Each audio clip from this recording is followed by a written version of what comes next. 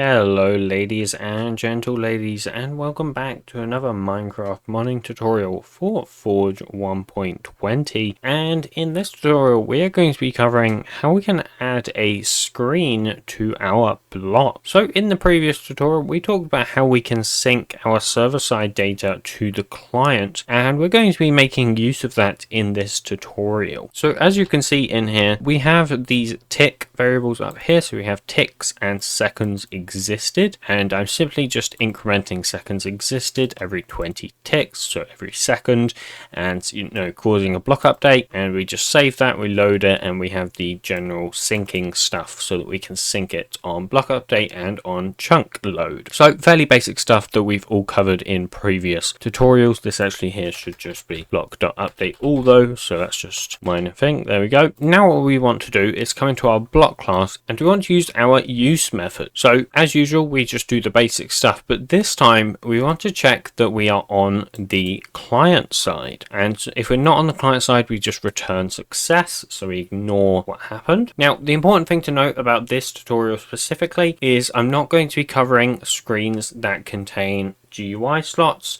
such as chests, etc. This is just going to be a generic screen so that we can display information just such as like an integer, for example. So we're going to start off in the use method where we have our comment to open the screen, and all we want to do is say dist executor unsafe run when on is what we want, and then we're going to put in dist.client. So if we are on the client distribution, then we're going to give it a supplier of a runnable, and inside of here we just say minecraft.getInstance.set screen, and then we're just going to give it our screen class, which we haven't created yet. I will just call this example screen, and actually I'll call it example block screen since this is going to be for a block. And just so you know, this is going to take in our block entity, which we will use to access certain data, or more ideally we'll actually pass in the position that we can then use to get the block entity. Alright, so editor dirty here. Unfortunately that actually won't work. So you can see here we've got this unsafe run, and I have tested this on the server and this does not work. So this isn't quite what we need to do here, and I'm going to try and explain why. So if we run this on the server, you'll actually see that it says screen cannot be loaded for invalid dist dedicated server, and in fact we can probably go ahead and test that real quick. So we'll run this on the server and we should see that the error pops up pretty quickly. Now by the way, if this run server doesn't load and everything, just make sure you've accepted the EULA in here. And that is a thing you forget to do quite often. And also in your server properties, if you ever want to join on the client, you have to make sure that online mode is set to false. But regardless, you can see that straight away this error has popped up here. So attempted to load class net Minecraft client GUI screens for invalid dist dedicated server. So what does this mean? So effectively this means that it is trying to load the screen class on the dedicated server, right? So on the server side, and it's a dedicated server because we're using run server rather than being a single player server, which is different. So you see it's trying to load that screen class, and even if it wasn't, then you would see afterwards that it says the exact same thing but for Minecraft. How do we fix this? How do we stop these two classes from being loaded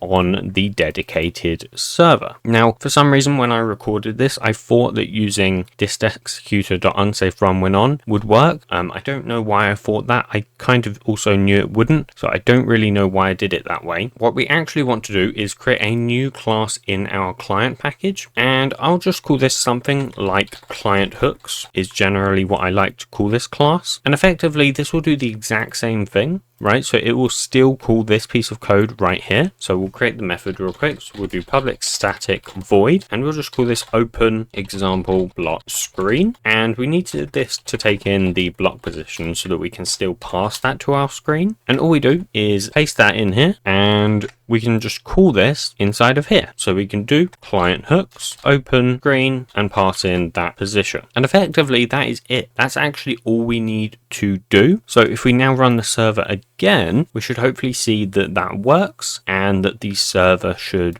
pop up this time and everything should load, presuming you don't have any other similar issues with the rest of your code, of course. I try to make sure these tutorials are compatible for the server, but you should always make sure you test your mod on the server because you might find things like this pop up. So you see that has actually loaded. We have our server here. So if we just go ahead and run the actual client and just make sure that we can connect to the server, because that's a very important thing that you do, that you still check everything works on the server. So it's a good idea to check all of your features, or as many as you can, both on the client side and on the server side, and that just make sure you don't have any server client issues, because otherwise you'll end up getting tons of comments on your CurseForge page or Modern page or GitHub issues or etc. And you'll see if we just go multiplayer, you just want to add that server, so that's just local host, and if you connect to that, you just see that that now works. So as I say, that's a very important thing that you do check that you do. And yeah, you'll get this annoying message up here. I think that goes away. Yeah, there you go, it does. But that's all I wanted to say. So back to the tutorial. Okay, so let's go ahead and create this screen class. Now I will put this in my client package. If you haven't created that, that's because this is from the entity tutorial.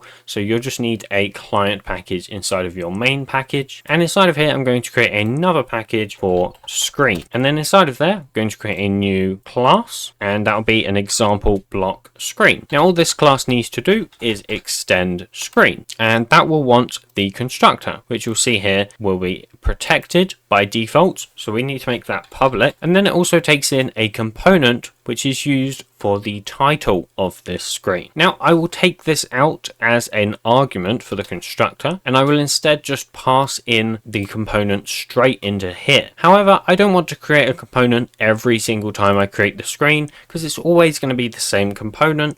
So I'm just going to create that as a constant up here. So a public static final component, and I'll just call that title is equal component.translatable. And inside of here, you just do GUI dot, and then you want to do plus your mod ID plus, and then whatever your screen name is called. So this will just be example block screen. And I'm also going to make that private, since we don't actually need to be public, since that doesn't need to be accessible outside of this class. And then we just pass our title straight into the super. Now, since we are only extending screen, it might be useful for us to create a few variables that can help us out in the future. So first of all, we're going to want a private final int, and this will be the image width, and we're also going to want an image height. Then we're going to want a private int, and this will be the left pos, and we also want the top pos. Now by default, we will not initialize either of these. We will also want a block pos, so a private final block pos, which will be the position of our block entity. And also, since we are using a block entity, we're also going to want a private block entity, and we'll just call this example screen block entity, and that'll be the block entity. Okay, and then we're going to set some of these up. So immediately in the constructor, we need to actually pass in that block pos. So we'll say block pos position, and we'll say this dot position is equal to position. Then we're going to set that image width and the image height. Now by default, most vanilla screens have an image width of 176 and an image height of 166. However, we can mess around with this later, and I'll show you exactly what it means. It may not mean what you think it means, so we'll talk about that later. The next thing we're going to want to do is we're going to override our init method, and this will be used for any things that you need to do when this screen is first initialized. So inside of here, for example, we want to actually go ahead and set our block entity variable using our block position, and that is because inside of this init method, the level will be accessible. So first of all, let's say level, and we want to make sure we choose the one from net.minecraft.world. So level, and we're going to set that to this.minecraft.level. Now you see by default that does give us a warning, so you may just want to say if this.minecraft is equal null, then you can return. And additionally, you may also want to do the same thing with the level. So if level is null, then return. Now with something for the block entities, that shouldn't happen, but just in case, you can do those checks anyways, and it also just stops it from complaining, which is always a nice thing. From there, what we can do is we can grab the block entity. So we can say block entity, and I'll just call this BE is equal level.getBlockEntity this.position. And by doing that, we can say if BE is instance of our example screen block entity, then we can just say this.blockEntity is equal block entity. Now, in the circumstance where that is not the case, we can actually put an else, and we can go ahead and just straight up return, and that means that it will not continue if our block entity does not appear to exist. What you may also want to do in the case of this else is you may just want to say and log something out. So you may want to say tutorialmod.logger.info. Now apparently we don't actually have a logger, so in that case we'll just say syserr. So syserr doesn't exist apparently, so we'll just do system.error.println, and we can just say block entity, and then we'll say at %s is not of type, and we'll say example screen block entity, and then we can just do pass in. If we actually do printf, then we can just straight up pass in the position, so this dot position, and we can also just add a \n there so that the next print line will actually go on the next line as it should do. And once you've done that, you can do any other init stuff. So what other init stuff might you want to do? So the primary things you would do inside of init is actually construct your widgets. So I'm not going to talk too much about widgets, since I do intend to have a separate tutorial specifically going through every single vanilla widget in my best explanation that I can, but I will briefly talk about how you can add a very basic button. So what you will want to do is you'll want to create a field for your button. So we'll say private button, and just make sure that is the correct button. So you want to make sure that's from net.minecraft.client.gui.components. If it's from something like java.awt, then you do not want that one. You need to make sure you import the correct one up here. And what you can do in here is say this.button is equal, and then to add a widget that can be rendered, you call the method add renderable widget. Now you see there's actually a few methods when we come with add. You'll see there is add renderable only, you'll see there is add widget, and then you'll see there's add renderable widget. So let's start with add widget. So add widget will add a widget, as the name suggests, but this widget will not be rendered by default. It will only work in a functionality way. So if you want to actually render that specific widget, you'll have to render it yourself, which we will talk about in a second. Then you have add renderable only, and what this does is it adds a widget that will only be rendered, and it will not function for things like button clicks, mouse scrolling, etc. Then you have add renderable widget, which takes the best of both worlds and adds a widget that can be interacted with and is rendered by default. So this is the one we want to use for the majority of circumstances, such as just adding a normal button that we can interact with and see. So we just call that method, and then inside of here you'll see it needs a button. Now unfortunately we can no longer just do a new button because button constructor is now private. So to construct a new button, we actually do button.builder, and you make sure you use the method and not the class, because the class will not help. So you need to make sure you're using that builder method. Now inside of this method, it will want you to pass in a few things. So if you look at the tooltip here of what it shows, it says that it asks for a component and a button.onPress. So this component here for the default button is actually used to specify the text that will be displayed on this button. Now if you wanted an image button, there is also, I believe, a class for image button like that, and you can once again use that builder there, and there is also a text and image button too, which you can use if you wish. However, we will just use the normal button for this particular circumstance. So once again, instead of creating a new component every single time, we're actually just going to do that up here again. So we'll go private static final component, and we'll just call this example button, and we'll set that to component.translatable, since we want this to be translatable inside of the language file. Now what you put for the key of this translation is completely up to you. I personally follow the scheme of doing GUI dot and then my mod ID, so tutorialmod.mod button.modID plus dot example block screen, so whatever the name of our screen is, dot button dot and then the name of the button, so example button. Now you see that is quite a long key there, mostly though because of this tutorial mod.modID edition, so we can just put that on a new line so that we can see the whole thing. That does generally help us out there to see what we need to see, and then we can simply just pass that straight into here and say example button. Then if you remember, it wanted a button.onPress, so this is a function of what it does when you press the button, or more specifically a consumer. So for this, all we're just going to do is you can either say btn and then do a lambda reference and say, you know, whatever you want to do, so you know, button.active is equal false or whatever you want. However, in this specific circumstance, we're going to create a method that will allow us to handle that button a lot easier. So what we'll do is we'll say a private void handle example button, and that will just take in the button, and all you need to do for that button.onPress is say this : handle example button, and that will be handled for us inside of this method. You can do your logic here. Then we need to specify the specific dimensions and position of this button. So there's several different ways which you can do that. You can start off by saying the position using the pos method. You can also say the size using the size method, or you can define them individually by using methods such as width, and also I believe there is a height method as well, or maybe not, there is not a height method, just a width method. So you can do those two. Alternatively, you can actually pass this straight into the build when you build it. However, I'm just going to use the bounds method, which actually allows us to specify all four, both the positions and the size inside of it. So we can say dot bounds, and then we can pass in the positions that we want. Now, one thing we should actually do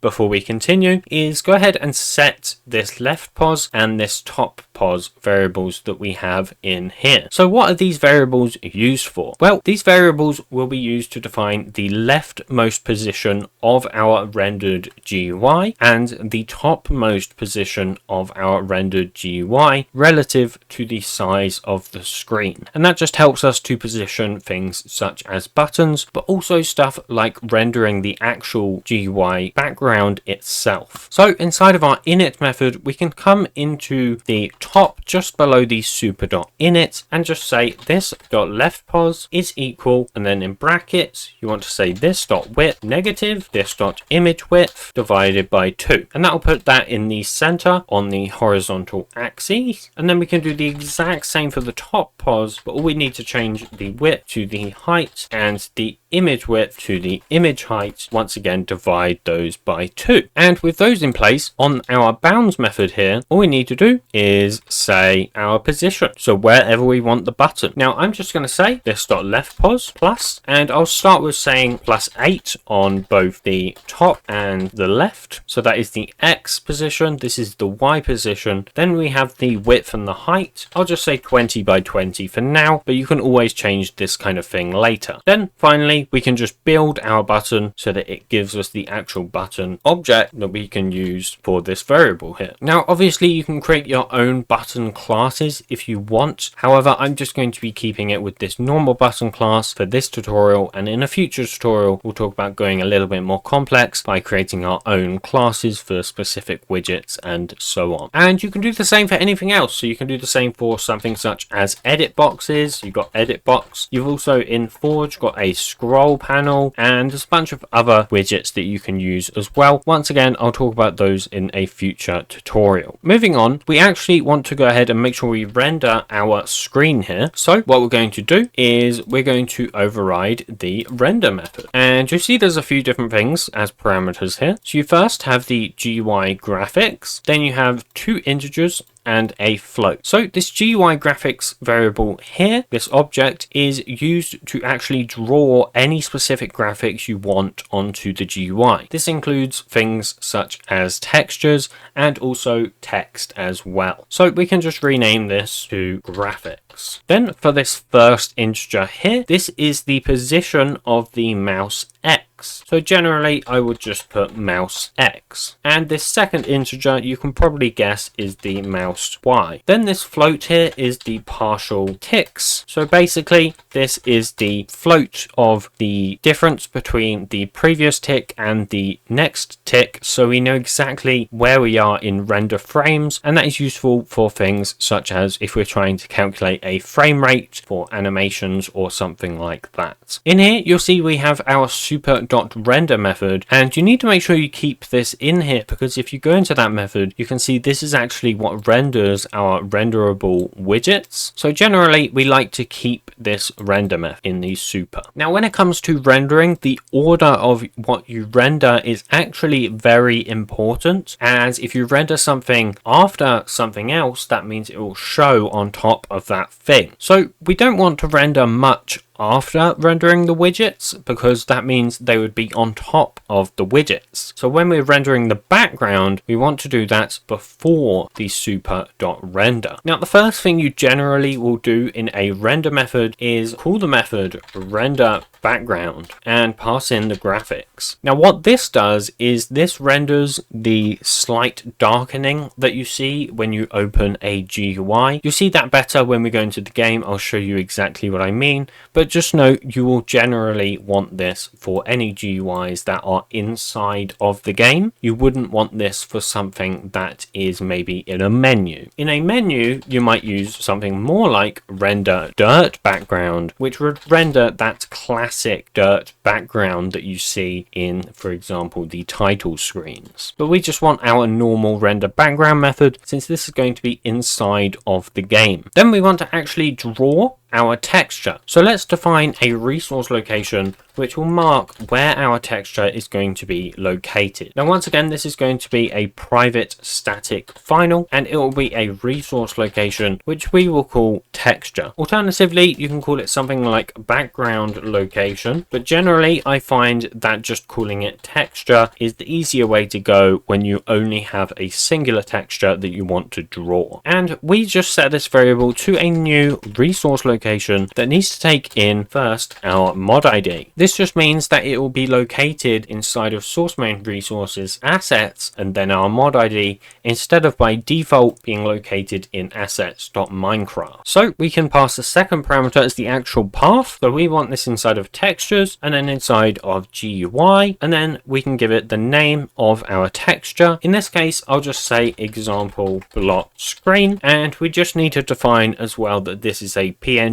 So we'll just put .png on the very end. And once again, we can put this on a new line here so that we can keep everything inside of the boundary of our IntelliJ window. Okay, the next thing we can do is actually render that texture. So inside of our render method, again, between render background and super.render, we're going to use this graphics object to actually go ahead and render that texture. Now, when rendering in 2D, we use a method called blit, and effectively what this does is it copies the pixels from the graphics card or from the GPU onto the screen so that we can actually see them. So all we do is say graphics.blit, and first we need to pass in the actual position that it will start rendering at. Now it's important to note that when using blit, you'll always be rendering from the top left first, and if you wanted to do something different, you would have to invert the different parameters that you pass into this blit method. You'll see that IntelliJ shows us that there are 6 different methods for actually rendering. Now the one we're going to be using is this third one here, the shortest one. However, these other ones can be useful too. For example, most of these other ones will take in, for example, a texture size if you were to have a different texture size other than 256 by 256, which by the way is the texture size we will be using and the texture size you will need. For a different texture size, you have to pass those in as the 2 last parameters of our code. And you'll see this one here, it also takes in an integer, and that will be the, I believe, blit offset. that it uses to actually offset the splitting. And you'll also see these two top ones here do not take in a resource location. Instead, they take in a texture atlas sprite here. And what this is used for is to render a texture from an actual atlas. For example, think of something like shields or beds or shulkers. They all render from an atlas rather than from an actual texture location, as that is much easier to handle. And that way you can provide information such as a UV offset as well. As I say, we just want this third one here, so we're going to click on that and we're going to pass in those parameters. So we'll start off by giving it our resource location that we already defined. Then we want to say what the X position, so the top left position, will be. Now you may think that this is complicated to calculate, however we've already calculated this, and that is going to just be the left position. Then we have the top position as the Y position. Then we have a UV offset if we wanted to offset inside of this specific texture for any reason. We however don't want to do that, so we're just going to pass in 0, 0, meaning it starts at the very top left of our texture. Then we just need to define how much of that texture we are going to draw starting from that UV offset. So as I say, we generally want to be using what we set our image width and height to right here. So we'll just say this dot image width and this dot image height. Hopefully you can see how this could be used for rendering other textures as well. For example, if you had a button in your texture, you might want to go ahead and render from completely different positions. You might say, for example, and this is just as an example, you might say split. You might have a that same texture, and inside of that texture you might also first of all render this at a completely different position. So you might say this dot left pos, this dot top pos plus 8, just as an example, and your actual UV offset inside of that texture would be different since your button might be somewhere else. So your button might be at, for example, 160 by 0, and then you would say the size of what that button would be. So our button, for example, is 20 by 20, so we would just say 20 by 20. However, we actually don't want that since,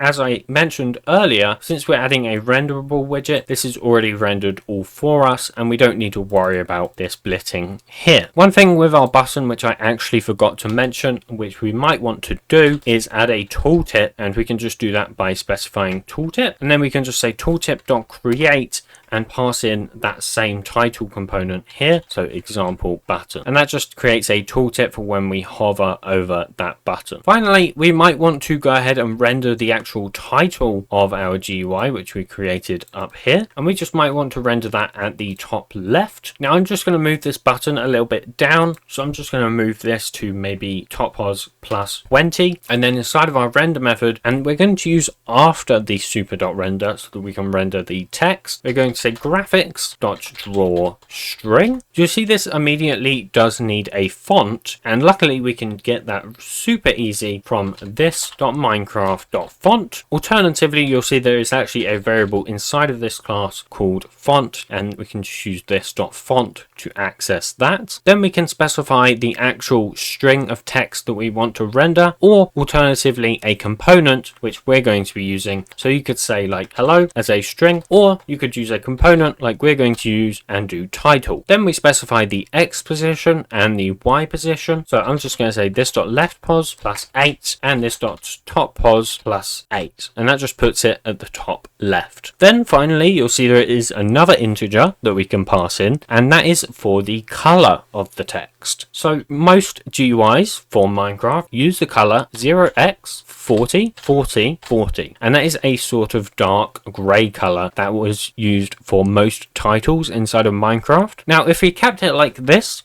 would work. This would definitely draw a string. However, this would draw it with a drop shadow, which isn't great for something like a title of a GUI. So generally we can just pass in a false boolean at the very end, and that means that it will not draw that drop shadow. If this were to be true, which it is by default, then it draws that drop shadow for us, which can be very useful, just not in this specific circumstance. circumstance. Finally, we want to actually draw some data from our block entity. So all we can do is come down here, just below we draw our title, and we're just going to draw another string. So we can say graphics.drawString, this.font. Now this time we're actually going to pass in a string, and we're just going to say seconds existed, and we're going to say colon %d, and we're going to format that with this.blockEntity.get, and hopefully we created a method inside of here to get our seconds existed, which apparently we forgot to do. So get seconds existed, and we'll say this.seconds existed. Now we can just use that method in here and say get seconds existed. We can then pass in the actual position that we want to draw this string. So we might just say this.leftPos plus 40, this.topPos plus 20. And we can obviously mess around with that later. Now once again, you might want to pass in a color here. So if we wanted red, for example, we would say 0xFF0000. This is just a basic hexadecimal color. You can get that from any hexadecimal color picker that exists. I'll link one in the description if you can't find how to figure that out. And I'll leave it just as red because I think that will separate it a lot to help us figure out what it is. And then we can just once again pass in that false boolean because we don't want a drop shadow for this either, as that would be a bit annoying. Now the final thing you may want to do, since this is for a block, is you may want to override the method is pause screen, and by default this returns true, and that just means that when you open this screen, if you're in a single player world, it will actually pause the game. Now this is not actually very useful for something like block interactions such as chests. You generally don't want it to be a pause screen.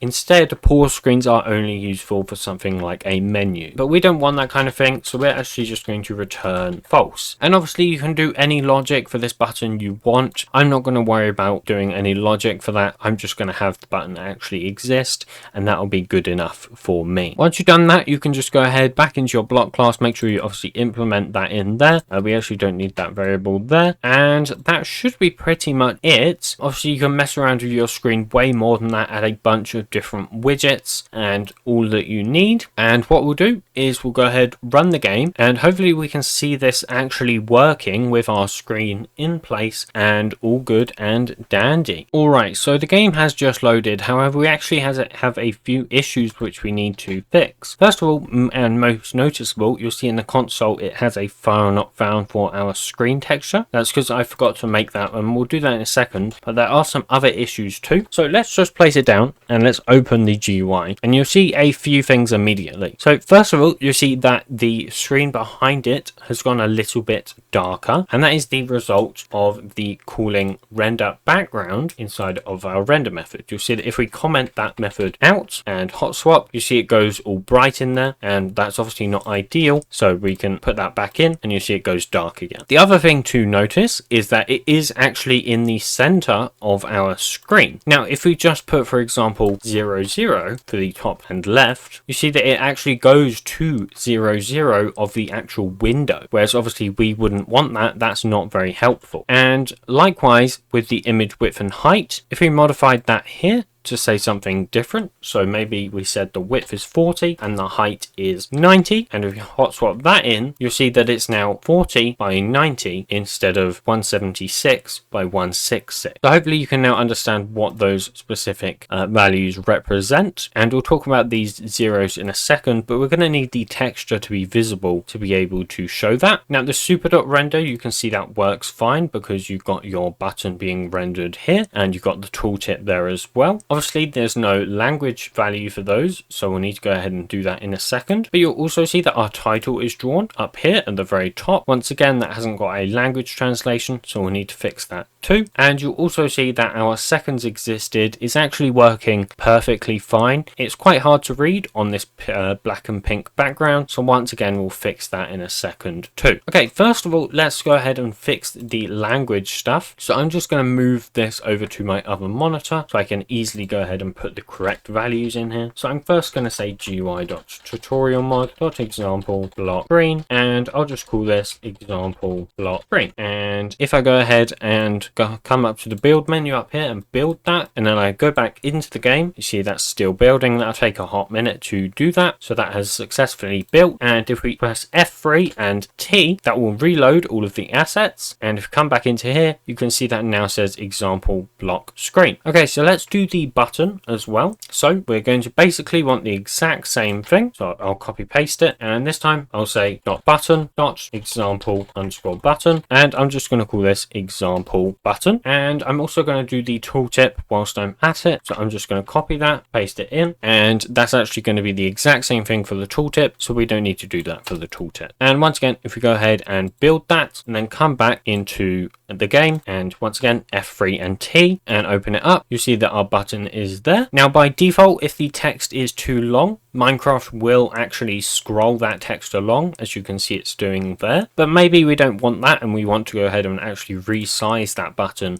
to make it the correct size. Well, we can just go ahead and do that inside of here. So if we just say in the bounds, I've already increased it to 40 by 20, but we actually need it to be a bit bigger, maybe 60 by 20. So if we hot swap that and reopen the GUI, you see still not quite. Now the reason we have to actually reopen the GUI for that to work is because this is in the init method.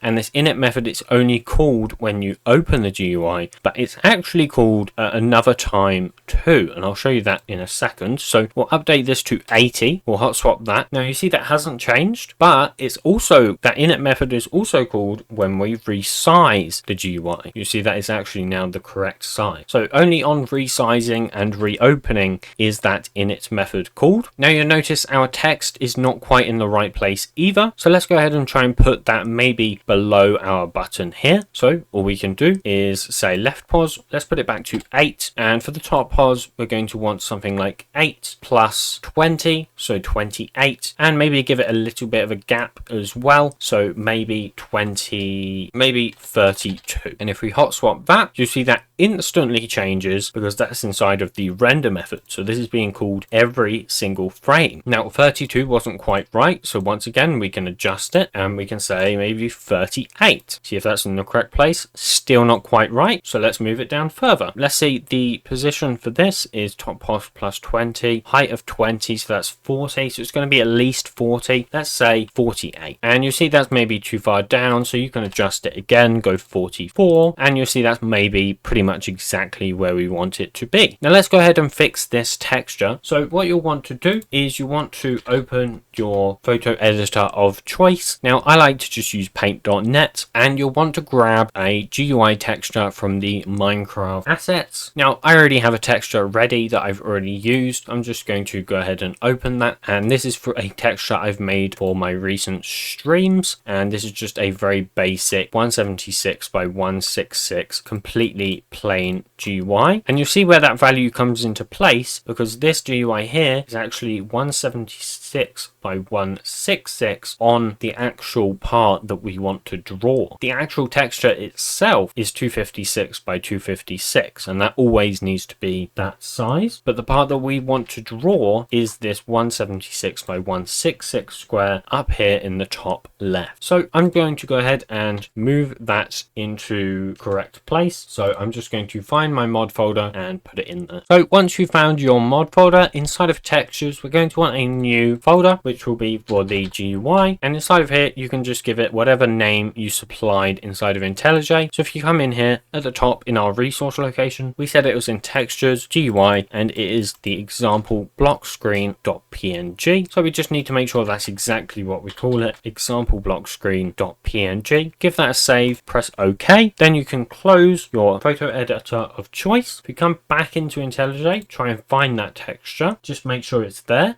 If it's not there, you want to right click your resources and press reload from disk, and hopefully that should make it appear. And then what you want to do is just go ahead and build your project again, and if you just let that build, if you come back into the game again, press F3 and T and open our GUI, you can see it now has that texture as we wanted. Now let's mess around with these two values inside of here, these zeros. So maybe we wanted to change these to something like 20, and and 0, so that is 20 on the X. Now if we reopen the game, you can see that the X is actually starting from 20 pixels within that texture, and it would do the exact same on the Y as well. So if you passed in 20, then it would move it down on the Y, and that's where you can also use the height. And you can see this could be useful for something like a progress bar, for example in the furnace where you have the fuel and the actual progress bars. This would be useful for doing that kind of thing, but generally for just drawing the background we would just keep it at 0, 0, because we want to start from that top left of our actual texture there, and that all works once we do that. So obviously we can click our button, and you see that actually does like make a clicking sound, which you could disable if you overrode that class yourself. And yeah, I mean that's pretty much it. You'll see that actually does stay highlighted since we don't have any like logic in there that prevents it from doing that. That's where using your own button class becomes handy as well. But yeah, that is pretty much it. You can see obviously everything works. You can see this is all synced to the screen, right? This is visible on the client. So if we reloaded the game, that would all work as well. Let's just make sure, just in case. Don't want anything to go wrong here, of course. And you see that it's still at the correct value on the client. So it obviously ticks up when it needs to, causes block update. That is received by the client, which is sent straight in here to the screen where we can render it as a string. So yeah, that is it for GUIs. In the next tutorial, I will be talking about how we can actually do a GUI again, but that time it will be with slots inside of the GUI so that we can view our items and move them around and view the player inventory and all those kind of funky stuff with our item capability that we created a few tutorials ago. Alright, so obviously if you found this tutorial useful, be sure to give it a like and subscribe. And also if you have any problems or you want to just come and hang out, my Discord server is linked in the description below,